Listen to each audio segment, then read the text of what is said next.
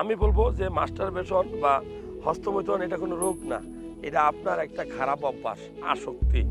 বন্ধু বান্ধবের পালায় পড়া ছোটবেলা শিখছেন, স্কুল জীবনে প্রবাসে গিয়েও একটানা মাস্টারবেশন করতেছেন, অথবা কলেজ ক্যাম্পাস বা ইউনিভার্সিটি পড়তেছেন, তারপরেও মাস্টারবেশন করতেছেন।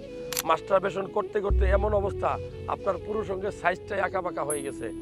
এখন আর নিজের ভিতরে ওই সাহসটা নাই যে আপনি বিয়ে করবেন। আসলে একটা মাস্টারবেশন আপনাকে কি দিতে পারে বলতে পারেন? একটা মাস্টারবেশন আপনাকে সাময়িক তৃপ্তি দেবে, সাময়িক 1-2 মিনিট, আর বাকি সময়টা দিবে আপনাকে প্যারা।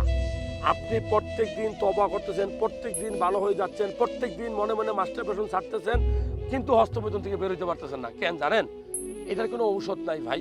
এটা ছাড়তে হলে আপনাকে ভালো হইতে হবে, একদম 100% ভালো হইতে হবে। মাস্টারবেশন একটা খারাপ রোগ, এটা ধর্মে নিষেধ, হালাল না। মরার পরে জিজ্ঞাসা করা হবে আপনাকে, মৃত্যুর পরে জবাব দিতে হবে। সো এটা ছেড়ে দেন। ছাড়তে হলে ভালো ভিডিও দেখবেন, খারাপ ভিডিও, খারাপ টিকটক, খারাপ রিলস, খারাপ শর্ট ভিডিও, খারাপ লিঙ্কে ঢুকবেন না, পর্নোগ্রাফিতে আসক্ত হয়ে সেগুলো বাদ দেন।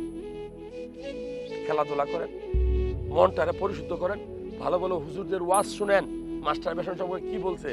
যাই হোক, যারা ভিডিওটা দেখছেন, আমি বলবো যে মাস্টারবেশন অভ্যাস থেকে বের হইতে হলে আপনি ভালো কাজ করতে হবে, ভালো মানুষের সাথে চলতে হবে, খারাপ ভিডিও দেখা যাবে না, ভালো ভালো খাবার খাবেন, মনটাকে বিশুদ্ধ রাখবেন, সামনে বিয়ে করতে হবে। কারণ মাস্টারবেশন যদি আপনি করতেই থাকেন, আপনার বউ থাকবে না, বাবা হওয়াটা টাফ হবে, টাইমিংটা কমে যাবে।